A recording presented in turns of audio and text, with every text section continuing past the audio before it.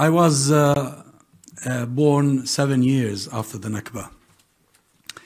And the testimonies we heard yesterday, and we've been hearing similar testimonies for the past 20 months, keep reminding me of the bedtime stories that my mother kept telling me and my siblings about how she and her family, entire family, were evicted from Bi'r Saba, where she was born and where she was raised, up to the age of 16, and had to live like hundreds of thousands of other Palestinians.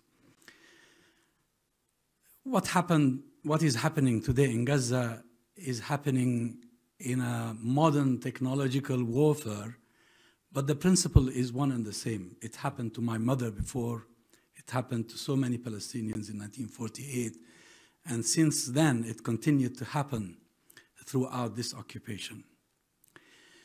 When a certain group of people believe that God gave them a license to take other people's lands, to kill them, to do whatever it takes to remove them as an obstacle, how can you deal with such a community? How can you deal with such a mentality? It's impossible. You cannot deal with them because they believe they have a divine license. And just recently, the BBC showed a brilliant documentary about the settler movement in the West Bank. And one of the settlers, a lady I remembered from more than 20 years ago when I saw her first interview ever, as far as I'm concerned, on the BBC as well, when she was asked, how do you justify coming from Europe and doing this to the Palestinians? And she said, had God not told me to do so, I would have been a criminal. Blaming it on God. What sort of God is this? And that's why, as Dr. Sami explained, Zionism is not just a threat to the Palestinians. Zionism as an ideology is a threat to humanity as a whole. Actually, Zionism has been the reincarnation of Nazism. Israel is a reincarnation of the Third Reich.